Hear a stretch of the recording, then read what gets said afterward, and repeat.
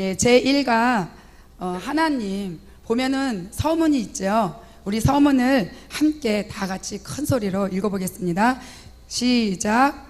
산이 생기기 전 땅과 세계도 주께서 조성하시기 전 곧 영원부터 영원까지 주는 하나님이시니이다. 영원 전부터 스스로 계신 하나님께서는 천지와 만물을 말씀으로 창조하시고 하나님의 형상과 모양대로 그리고 땅의 흙으로 사람을 지으셨습니다. 천지에 충만하시며 능력의 말씀으로 만물을 붙드시는 창조주 하나님께서는 번제보다 하나님 아는 것을 원하신다고 말씀하십니다. 여호와의 율법을 즐거워하여 그의 율법을 주야로 묵상하여 여호와를 힘써 알아가는 자가 복 있는 사람입니다.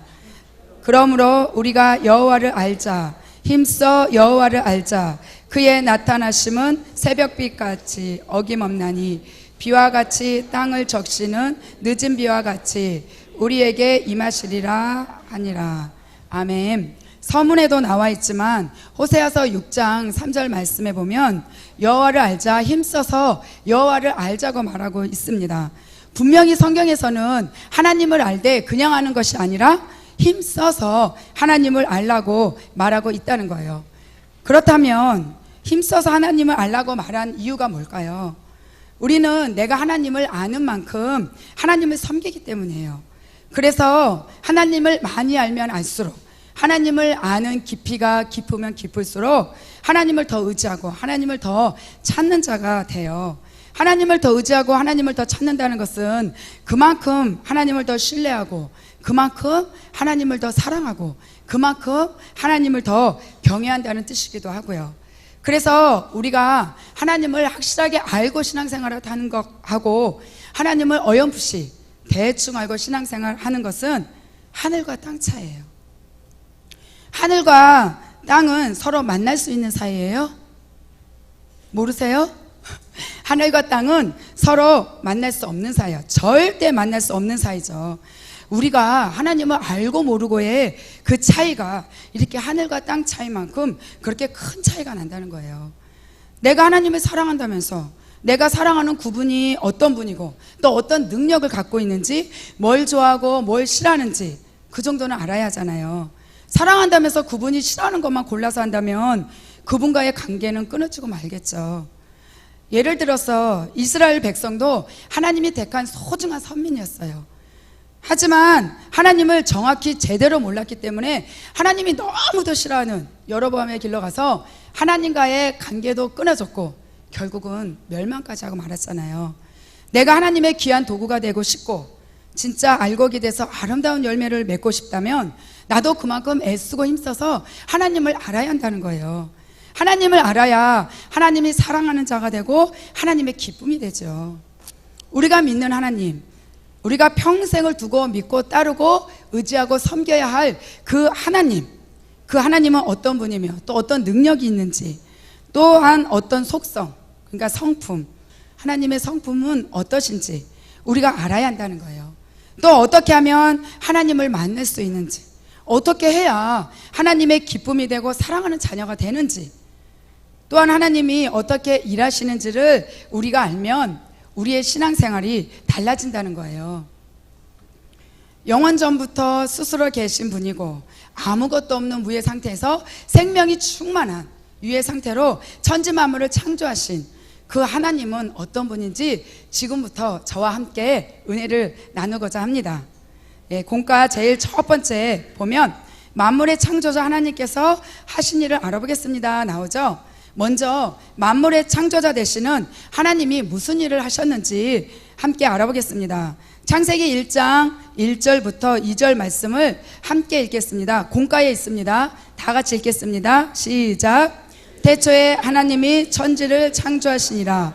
땅이 혼돈하고 공허하며 흑암이 깊음 위에 있고 하나님의 영은 수면 위에 운행하시니라.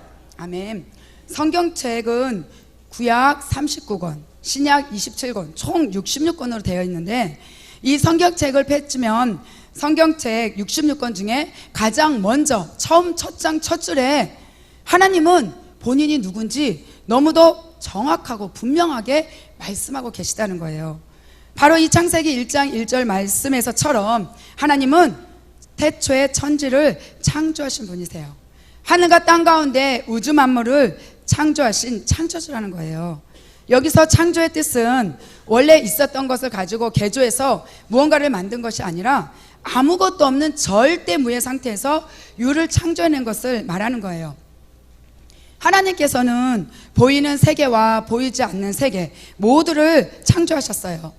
우리가 창세기 1장 1절 이것 하나만 우리가 확실하게 믿는다면 우리는 더 이상 갈대처럼 흔들리는 믿음은 되지 않는다는 거예요. 논리적이고 이성적이고 합리적인 우리 사람의 생각을 이 하나님의 말씀에 덧붙이지 말고 그냥 성경 말씀 그대로 하나님이 말씀하신 그대로 아멘 하고 믿으면 된다는 거예요. 그 믿음으로 창세기 1장 말씀을 통해 만물의 창조자 되시는 하나님이 6일 동안 천지 만물을 어떻게 창조하셨는지 같이 함께 보겠습니다. 창세기 1장 1절부터 5절 말씀을 보면 하나님이 첫째 날 하신 일이 뭔지 알 수 있는데 첫째 날 하나님은 천지와 빛을 창조하셨어요. 창세기 1장 1절부터 5절 말씀을 다 같이 함께 큰 소리로 읽어보겠습니다. 시작. 태초에 하나님이 천지를 창조하시니라. 땅이 혼돈하고 공허하며 흑암이 깊음 위에 있고 하나님의 영은 수면 위에 운행하시니라. 하나님이 이르시되 빛이 있으라 하시니 빛이 있었고 빛이 하나님 보시기에 좋았더라. 하나님이 빛과 어둠을 나누사 하나님이 빛을 낮이라 부르시고 어둠을 밤이라 부르시니라. 저녁이 되고 아침이 되니 이는 첫째 날이니라. 2절 말씀에 보면 땅이 혼돈하고 공허하며 흑암이 깊음에 있다고 말씀하신 것처럼 지구는 아무 형태도 없이 흑암에 쌓인 채 물로 뒤덮여 있었어요. 그런데 하나님이 첫째 날 이 빛을 만드시고 빛을 낮이라고 부르시고 어둠을 밤이라고 부르셔서 빛과 어둠을 나누셨습니다. 그리고 창세기 1장 6절에서 8절 말씀을 보면 둘째 날 하나님이 궁창 하늘을 창조하셨다는 것을 우리가 알 수 있는데 6절에서 8절 말씀도 함께 다 같이 읽겠습니다. 하나님이 이르시되 물 가운데 궁창이 있어 물과 물로 나뉘라 하시고 하나님이 궁창을 만드사 궁창 아래의 물과 궁창 위의 물로 나뉘게 하시니 그대로 되니라. 하나님이 궁창을 하늘이라 부르시니라. 저녁이 되고 아침이 되니 이는 둘째 날이니라. 아멘. 6절에 물 가운데 궁창이 있어 물과 물로 나뉘라 하신 이 말씀은 물 가운데 구멍을 낸 거로 바닷속에 구멍을 냈다고 생각을 하면 돼요. 그런데 그 구멍이 엄청 크고 어마어마하게 넓어서 그 속에 우리가 살고 있는 이 지구도 있는 거예요. 그 구멍이 얼마나 큰지 빛의 속도로 가면 300억 광년이나 걸린대요. 상상이 되세요? 이처럼 물 가운데 궁창을 냈기 때문에 우주 밖은 물로 되어 있음을 알 수 있어요. 우리가 매일 보는 저 높고 푸른 하늘은 하나님이 둘째 날 창조하셨습니다. 창세기 1장 9절에서 13절 말씀을 보면 셋째 날은 하나님이 바다와 땅과 각기 종류대로 식물을 창조하셨다는 것을 알 수 있습니다. 9절 말씀부터 함께 읽겠습니다. 하나님이 이르시되 천하의 물이 한 곳으로 모이고 묻이 드러나라 하시니 그대로 되니라. 하나님이 묻을 땅이라 부르시고 모인 물을 바다라 부르시니 하나님이 보시기에 좋았더라. 하나님이 이르시되 땅은 풀과 씨 맺는 채소와 각기 종류대로 씨 가진 열매 맺는 나무를 내라 하시니 그대로 되어 땅이 풀과 각기 종류대로 씨 맺는 채소와 각기 종류대로 씨 가진 열매 맺는 나무를 내니 하나님이 보시기에 좋았더라. 저녁이 되고 아침이 되니 이는 셋째 날이니라. 아멘. 10절과 12절 말씀에 보면 하나님이 묻을 땅이라고 부르시고 모인 물을 바다라고 부르셨어요. 그리고 땅의 풀과 각기 종류대로 씨 맺는 채소와 각기 종류대로 씨 가진 열매 맺는 나무를 주셨는데 우리가 여러 종류의 채소와 또 맛있는 과일을 마음껏 먹을 수 있는 것도 바로 하나님의 은혜라는 것을 우리가 말씀을 통해서 알 수 있습니다. 창세기 1장 14절부터 19절 말씀을 보면 넷째 날 하나님은 해와 달과 별을 창조하셨는데 우리 다 같이 말씀을 함께 읽어보겠습니다. 하나님이 이르시되 하늘의 궁창에 강명체들이 있어 낮과 밤을 나뉘게 하시고 그것들로 징조와 계절과 날과 해를 이루게 하라. 또 강명체들이 하늘의 궁창에 있어 땅을 비추라 하시니 그대로 되니라. 하나님이 두 큰 강명체를 만드사 큰 강명체로 낯을 주관하게 하시고 작은 강명체로 밤을 주관하게 하시며 또 별들을 만드시고 하나님이 그것들을 하늘의 궁창에 두어 땅을 비추게 하시며 낮과 밤을 주관하게 하시고 빛과 어둠을 나누게 하시니 하나님이 보시기에 좋았더라. 저녁이 되고 아침이 되니 이는 넷째 날이니라. 아멘. 16절 말씀에 보면 하나님이 두 큰 강명체를 만들어서 큰 강명체로는 낮을 주관하게 하시고 작은 강명체로는 밤을 주관하게 하시고 또 별들을 만드신 것처럼 낮의 하늘에서 볼 수 있는 건 해고 밤의 하늘에서 볼 수 있는 건 달과 별이죠. 이렇듯 하나님이 해와 달과 별을 만들어서 낮과 밤을 주관하게 하셨어요.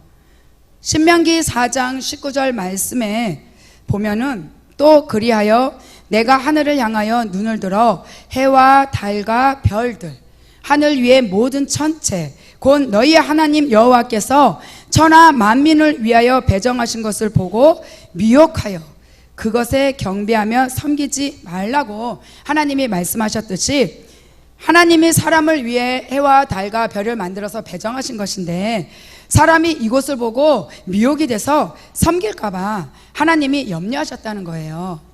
사람들이 하나님이 만든 해와 달과 별을 보고 미혹이 돼서 우상으로 삼고 그것에 뭔가를 기대하면서 절을 하고 섬기는 것은 하나님의 말씀에 불순종하는 거고 하나님을 알지 못하는 무지한 행동이라는 것을 우리가 알아야 해요. 그래서 시편 49편 20절 말씀에 뭐라고 말씀하시죠? 존귀하나 깨닫지 못하는 사람은 멸망하는 짐승 같다고 말하고 있어요. 그렇기 때문에 우리는 하나님의 말씀을 알아야 해요. 하나님의 말씀을 알아야 하나님의 뜻을 알고 또 하나님의 뜻대로 하나님이 기뻐하는 신앙생활을 할 수 있고 천국 백성이 될 수 있죠. 저희 아버지는 7남매 장손이셨어요.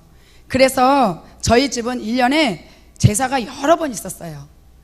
제사를 지낼 때마다 집에서 꼭 하는 게 있었는데 시루떡을 했어요.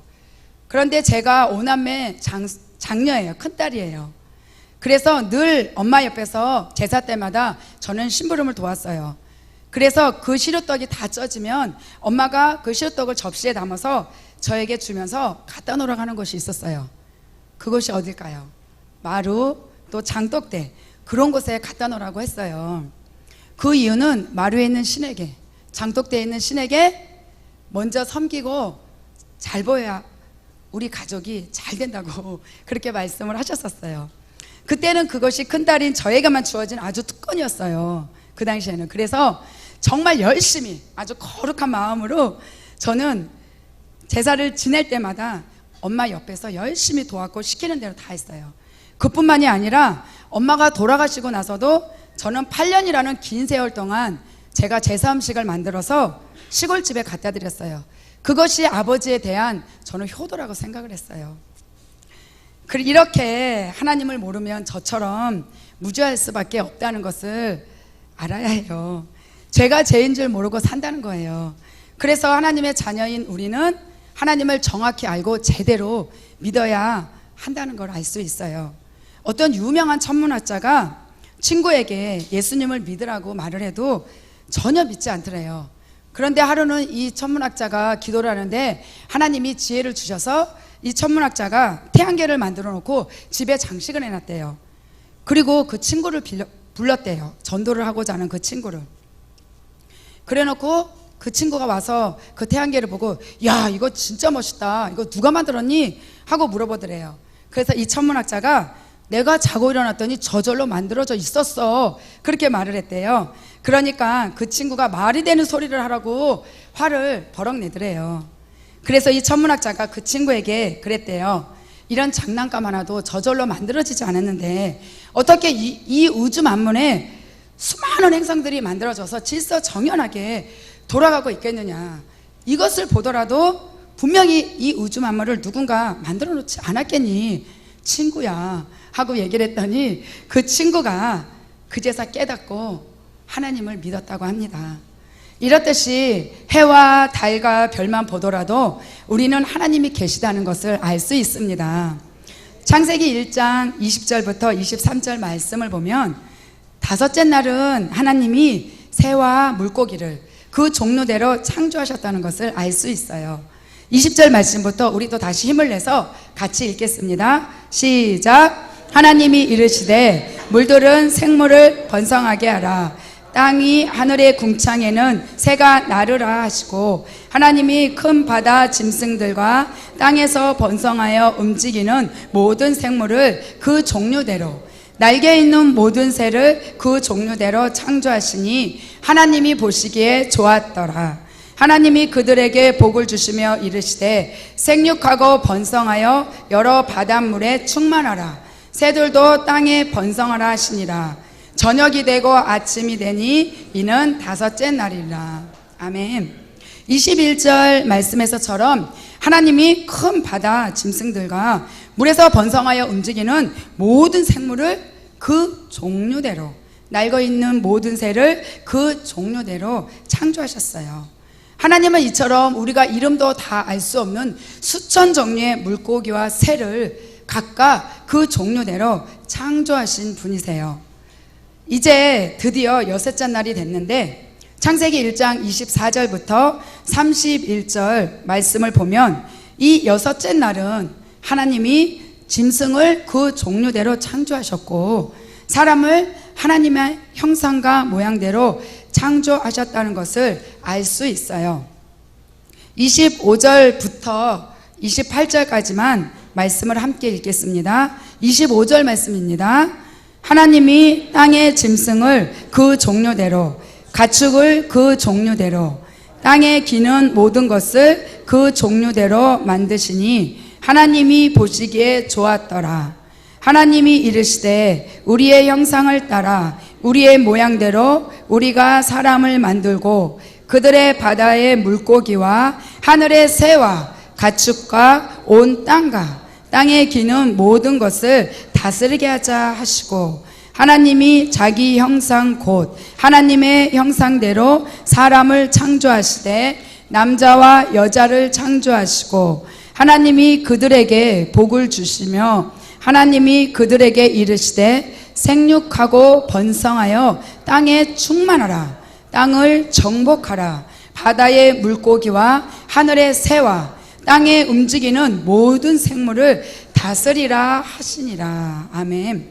26절에 말하는 우리는 성부, 성자, 성령 하나님을 말하는데 이 말은 하나님은 오직 한 분이시지만 삼위로 존재한다는 말이에요.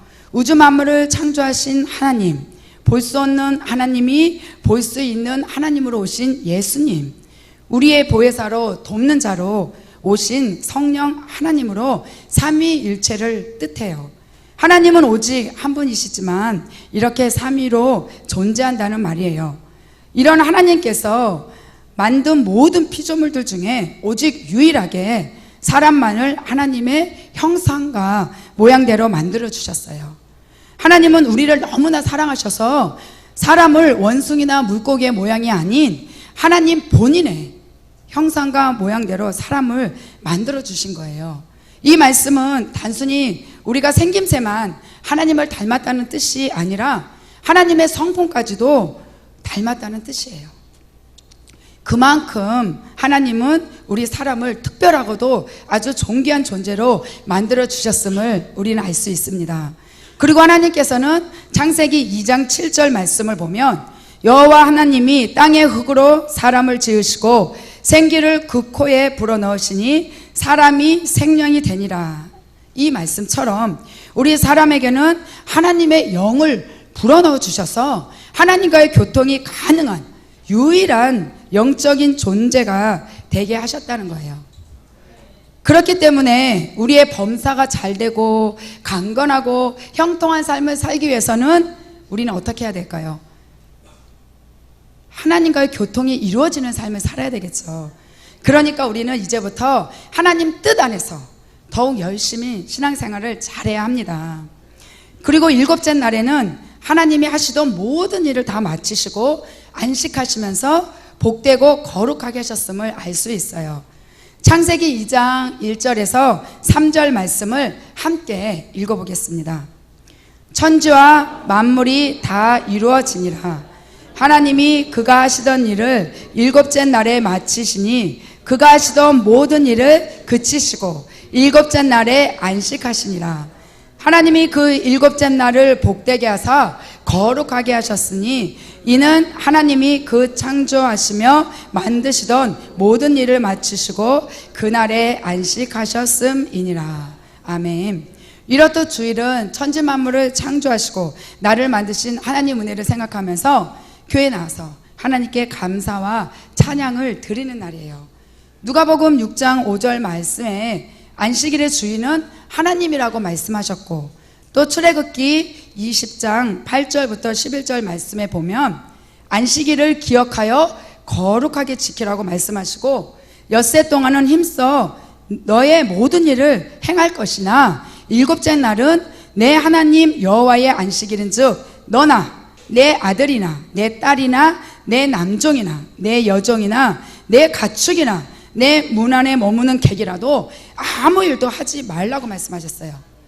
이는 엿새 동안에 나 여호와가 하늘과 땅과 바다와 그 가운데 모든 것을 만들고 일곱째 날에 쉬었음이라고 말씀하세요. 그러므로 나 여호와가 안식일을 복되게 하여 그날을 거룩하게 하였느니라고 말씀하셨는데, 그 출애굽기 말씀처럼 안식일을 기억하여 거룩하게 지키라고 말하는 것은 우리가 어떤 중요한 약속이 있으면 어떻게 해요?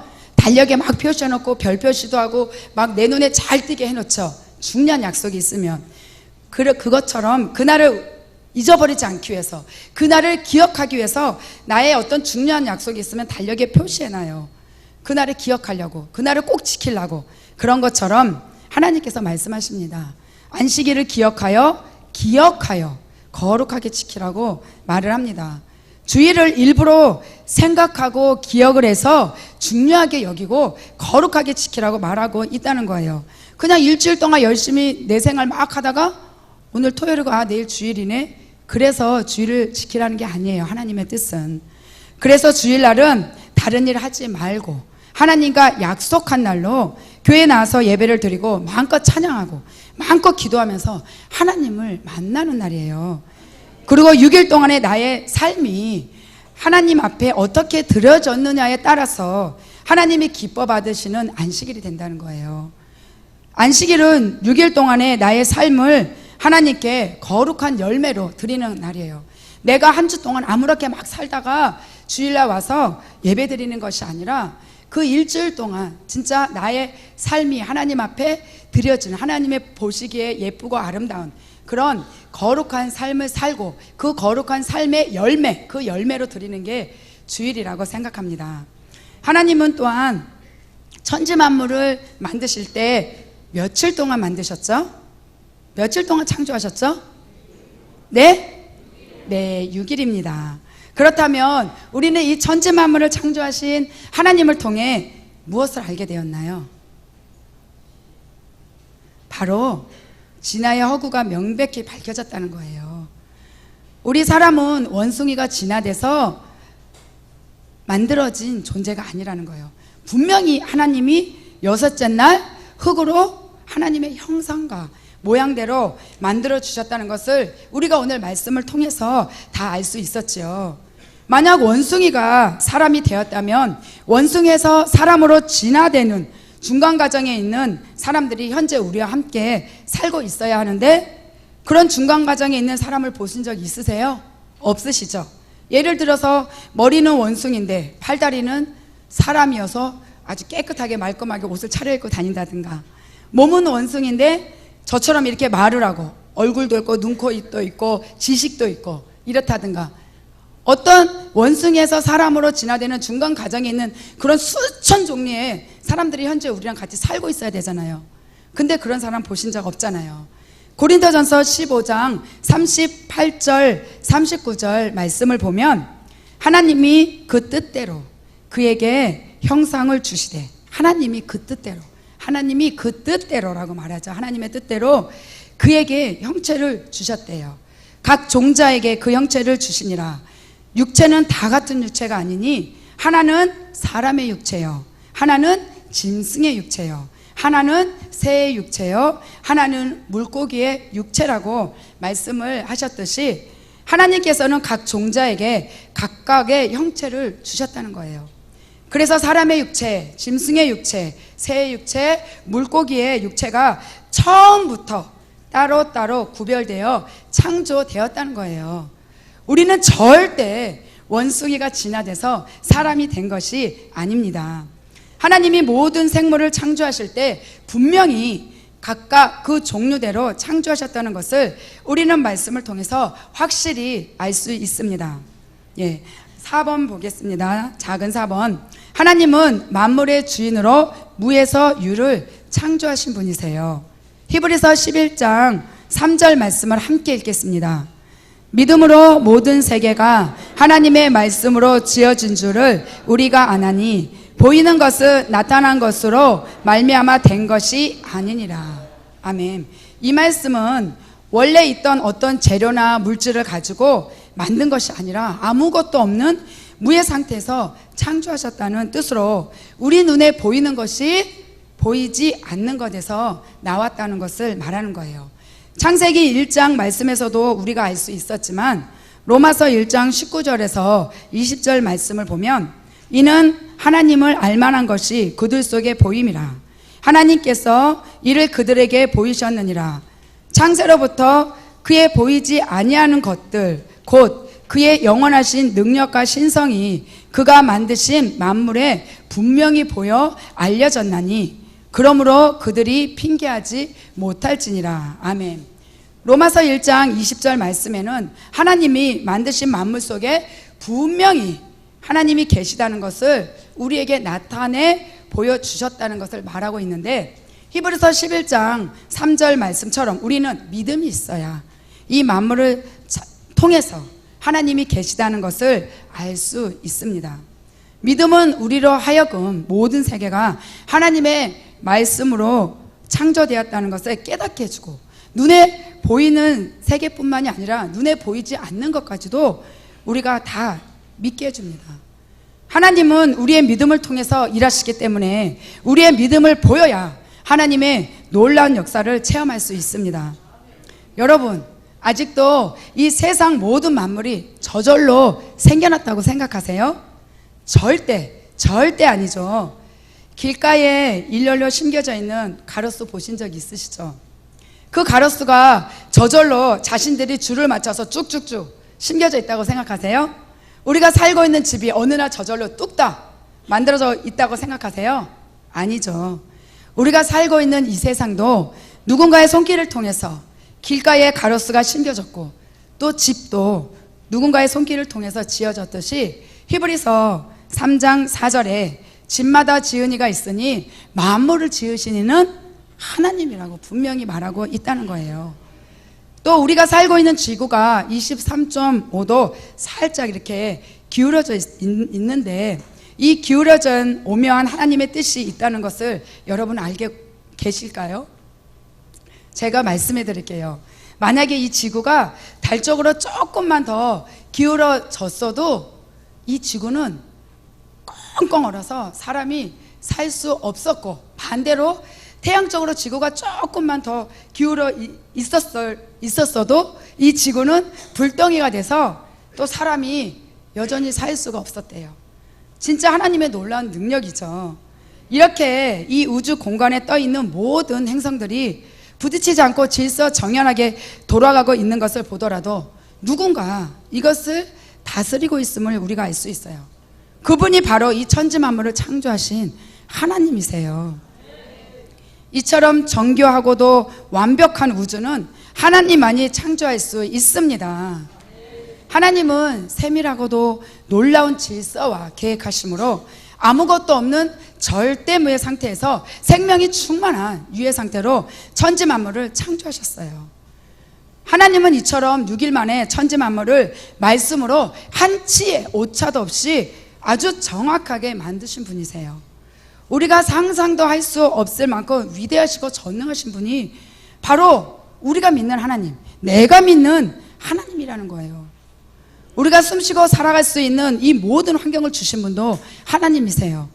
여러분이 존재할 수 있도록 하신 분도 하나님이라는 거예요. 이토록 전지전능하신 하나님은 어떤 분이신지 말씀을 통해서 더 알아보겠습니다. 하나님은 능히 하지 못할 일이 없으신 전능하신 분이세요. 창세기 18장 14절 말씀을 같이 함께 읽겠습니다. 여호와께 능하지 못한 일이 있겠느냐? 기한이 이를 때에 내가 내게로 돌아오리니 사라에게 아들이 있으리라. 그리고 창세기 18장 11절 말씀에도 보면 아브라함과 사라는 나이가 많아 늙었고 사라에게는 여성의 생리가 끊어졌다고 말하고 있는데, 이 말씀은 하나님이 믿음의 조상 아브라함에게 하신 말씀이세요. 이때 아브라함의 나이는 99세였고 또 아내 사라의 나이는 89세로 태는 죽은 것 같이 되고 여자들이 닮아다는 그 생리도 이미 끊어진 상태였어요. 히브리서 11장 12절 말씀에 보면 사라를 죽은 자와 같은 한 사람이라고 표현하고 있듯이, 한마디로 현대의학 상식으로는 도저히 이 사라는 아이를 낳을 수 없는 상태인 거예요. 그러나 우리의 육체를 만드신 분이 누구였죠? 여섯째 날? 하나님이시죠. 예레미야 32장 27절 말씀 보겠습니다. 나는 여호와요 모든 육체의 하나님이라 내가 할 수 없는 일이 있겠느냐. 우리의 육체를 만드신 하나님이 사라의 몸을 만져서 건강한 몸으로 만들어주시고 아브라함의 나이 100세 때 아들 이삭을 낳게 하셨어요. 마태복음 19장 26절 말씀도 함께 읽겠습니다. 예수께서 그들을 보시며 이르시되 사람으로는 할 수 없으나 하나님으로서는 다 하실 수 있느니라. 아멘. 이렇듯이 전능하신 하나님은 능히 하지 못할 일이 아무것도 없으신 분이라는 것을 우리가 말씀을 통해서 알 수 있습니다. 또한 하나님은 모든 것을 다 아시는 전지하신 분이세요. 요한일서 3장 20절 말씀도 같이 읽겠습니다. 이는 우리 마음이 혹 우리를 책망할 일이 있어도 하나님은 우리 마음보다 크시고 모든 것을 아시기 때문이라. 아멘. 하나님은 우리가 태어나기 전에 우리를 이미 다 알고 계시고 영원 전부터 영원까지 하나님은 모든 것을 다 아시는 분이세요. 뿐만 아니라 하나님은 우리가 마음속으로 속삭이는 것까지도 다 아세요. 그런 것처럼 지금 여러분들이 마음속으로 무슨 생각을 하고 있는 것까지도 하나님은 다 알고 계세요. 하나님이 기뻐하실 것 같아요. 비전을 품고 오신 여러분들의 그 마음을 보신 하나님이 지금 너무 기뻐하실 것 같아요. 그리고 하나님의 모든 말씀은 능하지 못하심이 없는 살아서 역사하는 말씀입니다. 살아서 역사하는 말씀이세요. 누가복음 1장 39절 말씀입니다. 같이 읽겠습니다. 대저 하나님의 모든 말씀은 능하지 못하심이 없느니라. 아멘. 하나님은 아무것도 없는 무의 상태에서 생명이 충만한 유의 상태로 천지 만물을 창조하셨을 때 무엇으로 창조하셨죠? 네, 말씀으로 창조하셨어요. 하나님의 말씀은 그냥 흰 종이에 검은 글씨가 절대 아니라는 거예요. 하나님의 말씀은 이 천지 만물을 창조하신 엄청난 능력의 말씀이라는 거예요. 로마서 10장 17절에 보면 말씀으로 믿음이 생기고, 신명기 30장 2절에서 6절에서 보면 말씀으로 심령의 할례를 받아 거듭나고, 계시록 12장 11절에 보면 하나님의 말씀으로 사탄과 싸워 이기고, 계시록 1장 3절에 보면 말씀으로 복 있는 자가 된다는 걸 알 수 있듯이 하나님의 이 말씀은 우리에게 생명이라는 거예요. 히브리서 4장 12절 말씀에 보면 하나님의 말씀은 살아있고 활력이 있어 좌우의 날선 어떤 검보다도 예리하여 혼과 영과 및 관절과 골수를 찔러 쪼개기까지 하며 또 마음의 생각과 뜻을 판단한다고 말씀하고 있어요. 우리의 혼과 영과 관절과 골수를 찔러 쪼개기까지 하는 것은 이 세상에 그 어떤 것도 없어요. 오직 하나님의 말씀 밖에는 이런 능력이 없다는 거예요. 우리의 혼과 영과 관절과 골수를 찔러 쪼개기까지 하는 것은 바로 하나님의 말씀뿐이라는 거예요. 그래서 하나님의 말씀은 우리를 살게 하는 생명이고 우리의 영혼을 살린다는 거예요. 이 하나님의 말씀으로. 그리고 디모데후서 3장 16절에서 17절 말씀에 보면 하나님의 말씀인 이 성경은 하나님의 감동으로 된 것으로 하나님의 감동으로 됐다 그래요. 이 말씀은 교훈과 책망과 바르게 함과 의로 교육하기에 유익하니 이는 하나님의 사람으로 온전하게 하며 모든 선한 일을 행할 능력을 갖추게 하려 함이라고 했듯이 하나님의 감동으로 이루어진 이 성경 66권은 이 하나님의 말씀은 사람을 변화시키는 능력이 있어서 우리를 하나님의 사람으로 온전하게 만들어주고 또한 선한 일을 행할 수 있는 능력을 갖추는 자가 되게 만들어주신다는 거예요.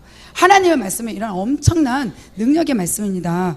그래서 하나님의 말씀을 들으면 믿음이 생기고 말씀이 내 삶의 능력으로 나타나서 사는 게 참 행복하다는 고백을 하게 되는 걸 저는 많은 제자생들을 통해서 봤습니다.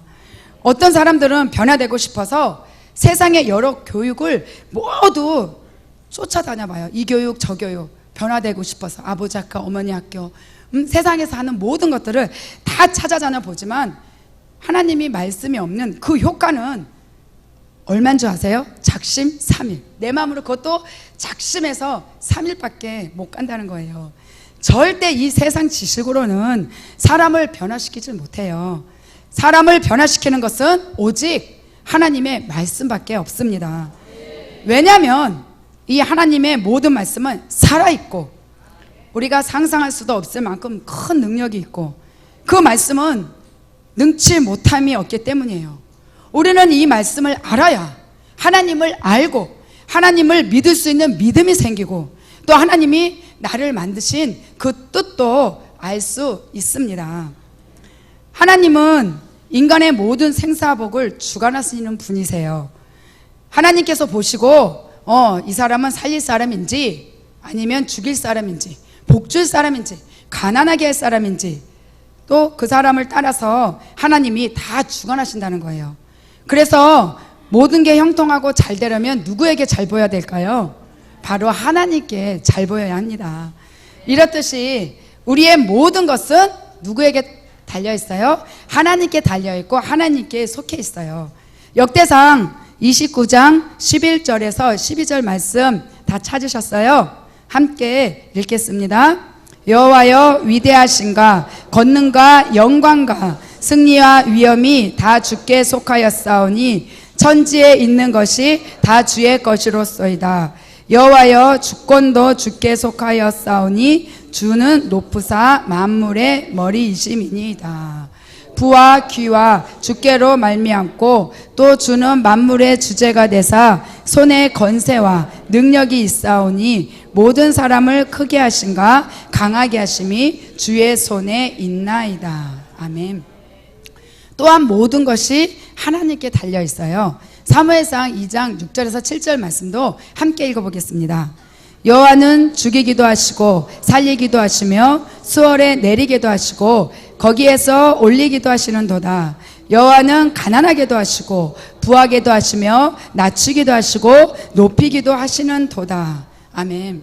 사람이 아무리 지식이 많을지라도 내가 내 힘으로 무언가를 이루려고 할 때는 누구에게나 다 한계가 있기 마련이에요. 그러나 좀 비록 지식이 좀 부족할지라도 그런 사람일지라 할지라도 하나님이 그 사람과 함께 하시면 그 사람은 무엇을 하든지 세계에서 최고가 될 수 있다는 거예요. 이게 바로 하나님의 능력입니다. 하나님이 높이면 낮출 자가 없기 때문에 여기 계신 여러분도 하나님이 함께 할 때 최고가 될 수 있습니다. 이렇듯 우리의 모든 생사복은 하나님께 달려 있어요. 아무리 내 힘으로 최고가 돼보려고 발버둥을 쳐도 하나님이 우리를 떠나서 함께하지 않으면 우리는 최고가 될 수 없습니다. 잘 살고 못 사는 것도, 낮추고 높이는 것도, 모든 것은 하나님께 달려 있어요. 우린 이런 하나님 곁에 꼭 붙어만 있어도 그 삶이 변화될 뿐만 아니라 범사가 형통하고 잘되고 복을 받아 평생 행복하고 아름다운 삶을 사는 열매를 맺게 됩니다. 그리고 우리의 모든 것은 하나님이 주관하심으로 행해져요. 마태복음 10장 29절부터 31절 말씀 보겠습니다. 마태복음 10장 29절부터 31절 말씀입니다. 시작. 참새 2마리가 한 아사리온에 팔리지 않느냐? 그러나 너희 아버지께서 허락하지 아니하시면 그 하나도 땅에 떨어지지 아니하리라. 너희에게는 머리털까지 다 세신 바 되었나니 두려워하지 말라. 너희는 많은 참새보다 귀하니라. 이사야서 45장 5절에서 7절 말씀도 함께 보겠습니다. 나는 여호와라. 나 외에 다른 이가 없나니 나밖에 신이 없느니라. 너는 나를 알지 못하였을지라도 나는 내 띠를 동일 것이요 해 뜨는 곳에서든지 지는 곳에서든지 나밖에 다른 이가 없는 줄을 알게 하리라. 나는 여호와라. 다른 이가 없느니라. 나는 빛도 짓고 어둠도 창조하며 나는 평안도 짓고 환난도 창조하나니 나는 여호와라. 이 모든 일을 행하는 자니라 하였느니라. 아멘. 이렇듯이 모든 것은 하나님이 주관하심으로 행해진다는 거예요. 그래서 우리 인생의 가장 중요한 것은 하나님을 만나서 믿음 생활 잘하는 거예요. 하나님을 거역하고 형통할 자가 없다고 했고, 반대로 하나님의 말씀을 따라 신앙생활 잘하면 하나님이 주관해 주셔서 가는 곳마다 하나님이 높여주시고 형통한 복도 따라온다는 거예요. 다시 말해서 하나님이 함께할 때 모든 삶이 형통함을 누릴 수 있습니다. 이런 하나님의 본성, 하나님만이 가진 성품에 대해서 알아보겠습니다. 출애굽기 3장 14절 말씀에 하나님은 스스로 있는 자라고 말씀하세요. 우리 같이 한번 말씀 읽어보겠습니다. 하나님이 모세에게 이르시되 나는 스스로 있는 자니이다. 또 이르시되 너는 이스라엘 자손에게 이같이 이르기를 스스로 있는 자가 나는 너희에게 보내셨다 하라. 나는 스스로 있는 자라는 말은 곧 창조주를 뜻해요. 세상에는 스스로 있는 것이 하나도 없어요. 이 세상에 있는 작은 풀 한 포기 하나, 눈에 잘 보이지도 않고 띄지도 않는 작은 그 벌레 하나까지도 스스로 생겨난 것은 아무것도 없다는 거예요. 그렇지만 오직 유일하신 하나님만은 영원부터 영원까지 스스로 계신 분이세요. 이 세상에 생명이 있는 모든 것은 아무리 작은 걸 할지라도 이 스스로 계신 하나님께서 창조하신 겁니다. 그리고 하나님 외에는 다른 신이 없어요. 이사야서 43장 10절에서 11절 말씀 함께 보겠습니다. 나 여호와가 말하노라. 너희는 나의 증인 나의 종으로 택함을 입었나니 이는 너희가 나를 알고 믿으며 내가 그인 줄 깨닫게 하려 함이라. 나의 전에 지음을 받은 신이 없느니라. 나의 후에도 없으리라. 나 곧 나는 여호와라. 나 외에 구원자가 없느니라. 아멘. 이사야서 41장 21절에서 24절 말씀도 함께 읽어보겠습니다. 나 여호와가 말하노니 너희 우상들은 소성하라. 야곱의 왕이 말하노니 너희는 확실한 증거를 보이라. 장차 당할 일을 우리에게 진술하라. 또 이전 일이 어떠한 것도 알게 하라. 우리가 마음에 두고 그 결말을 알아보리라. 혹 앞으로 올 일을 듣게 하며 뒤에 올 일을 알게 하라. 그리하면 너희가 신들일 줄 우리가 알리라. 또 복을 내리든지 재난을 내리든지 하라. 우리가 함께 보고 놀라리라. 보라, 너희는 아무것도 아니며 너희의 일은 허망하며 너희를 택한 자는 가증하니라. 아멘. 이사야서 46장 8절에서 11절 말씀 한 절 더 같이 읽겠습니다. 너희 패역한 자들아, 이 일을 기억하고 장부가 되라. 이 일을 마음에 두라. 너희는 옛적 일을 기억하라. 나는 하나님이라. 나 외에 다른 이가 없느니라. 나는 하나님이라. 나 같은 이가 없느니라. 내가 시초부터 종말을 알리며 아직 이루지 아니한 일을 옛적부터 보이고 이르기를 나의 뜻이 설 것이니 내가 나의 모든 기뻐하는 것을 이루리라 하였노라. 내가 동쪽에서 사나운 날짐승을 부르며 먼 나라에서 나의 뜻을 이룰 사람을 부를 것이라.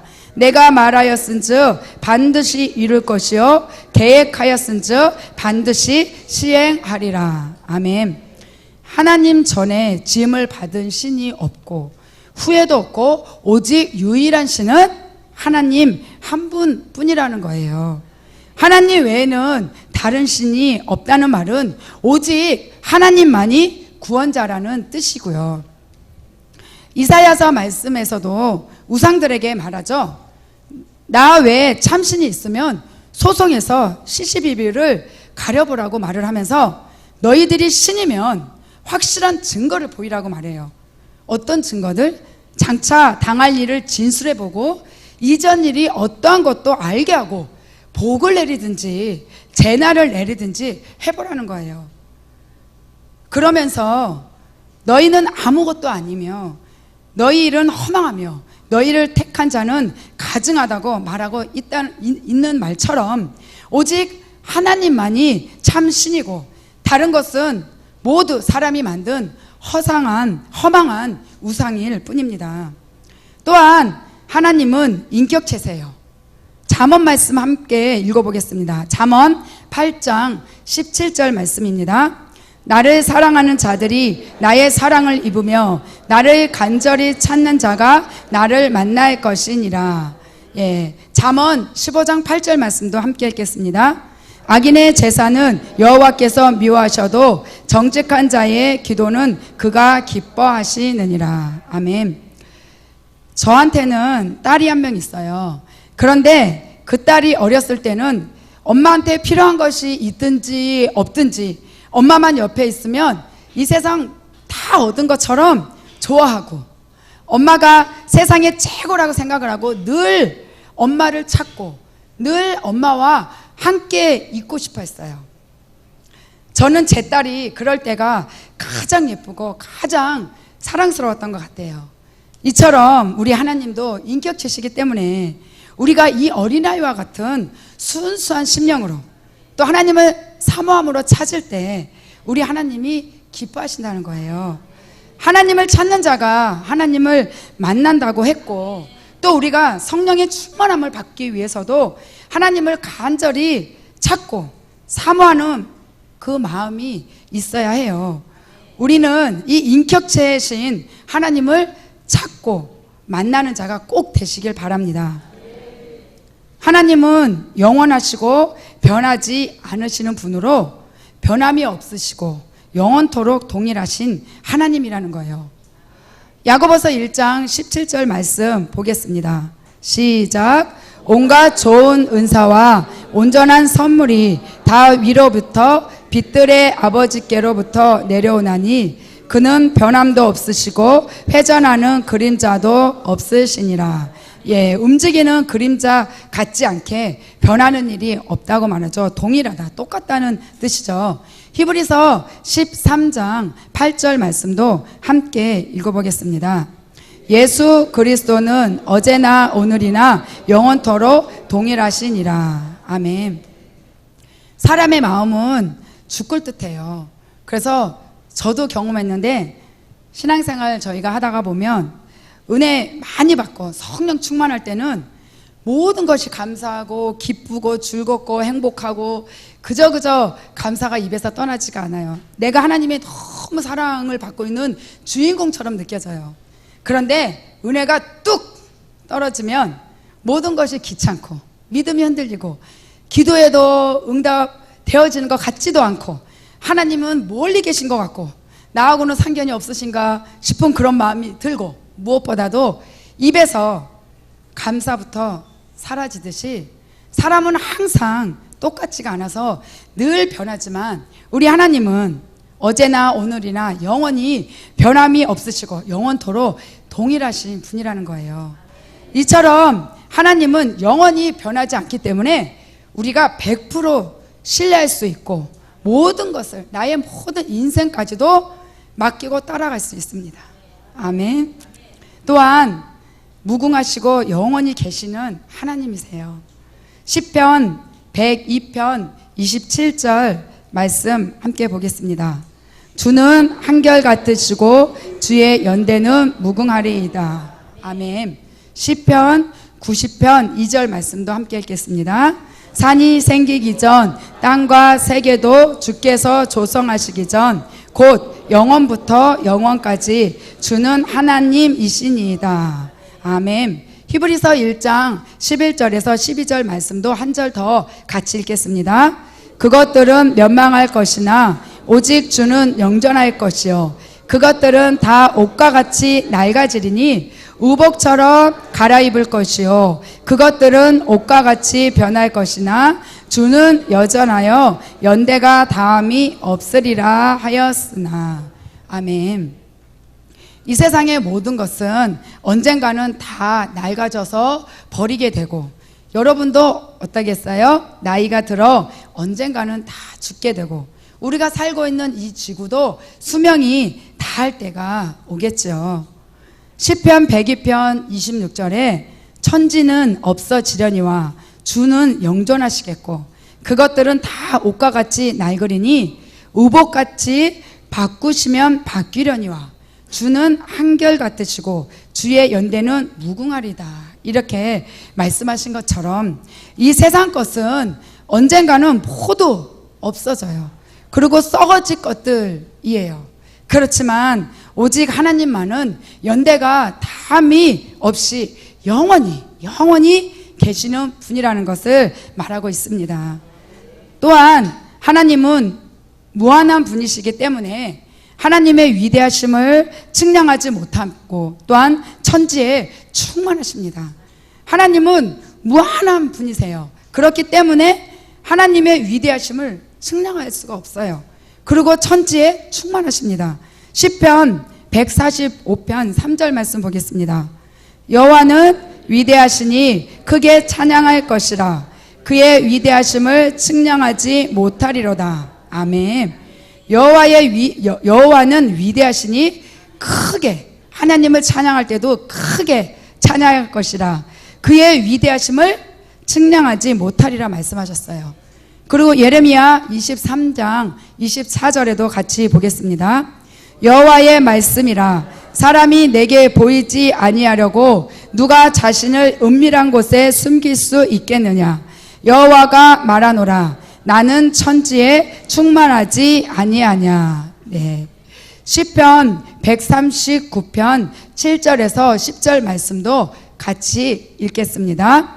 내가 주의 영을 떠나 어디로 가며 주의 앞에서 어디로 피하리이까.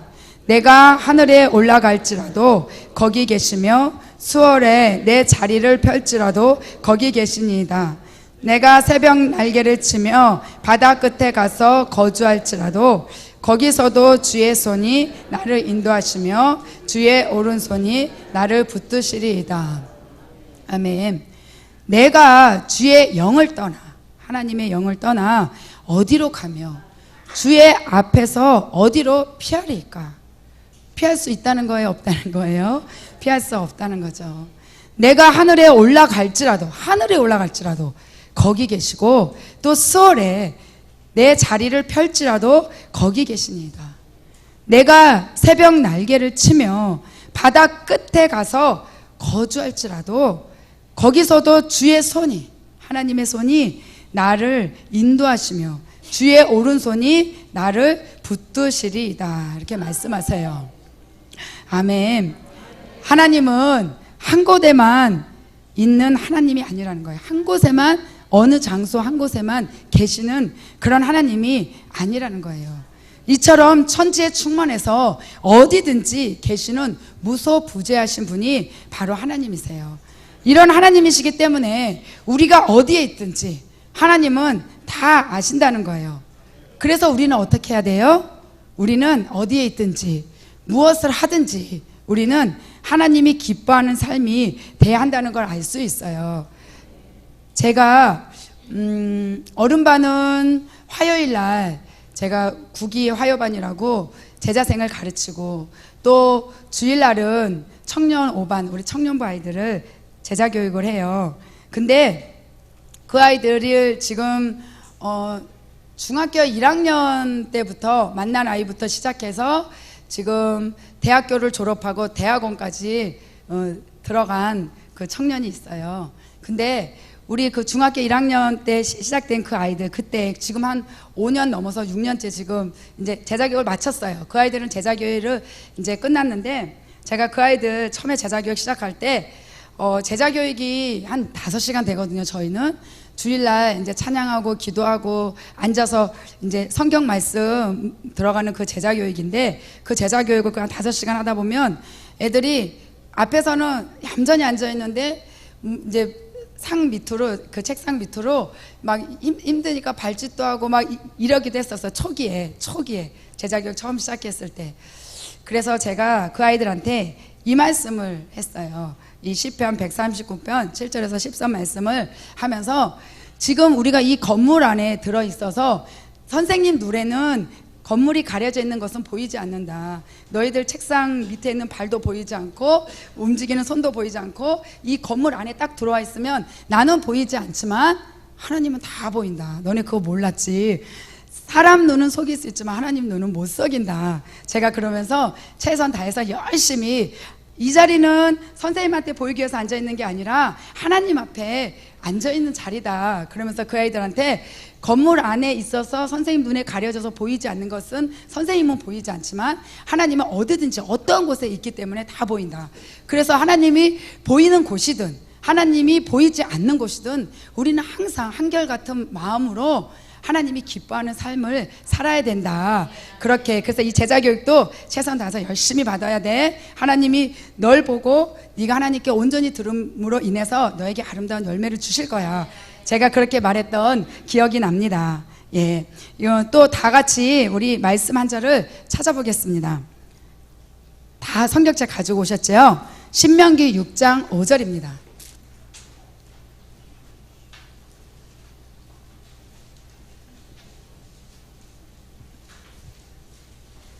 신명기 6장 5절입니다.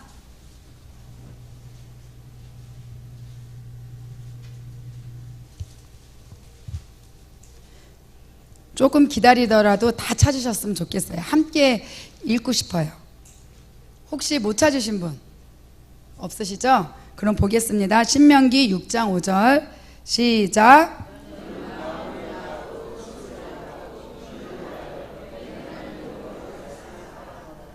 예, 신명기 6장 5절에 말씀하시죠.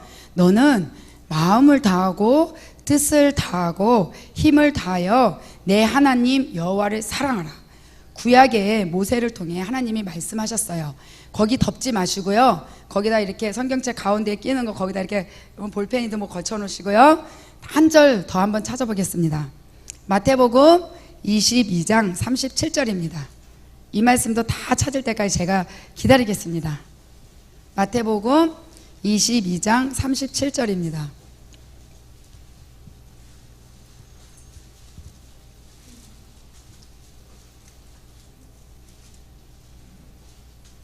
마태복음 22장 37절이요. 혹시 아직 못 찾으신 분 계세요? 예, 다 찾으신 줄 알고 마태복음 22장 37절 말씀도 우리 함께 읽겠습니다. 시작.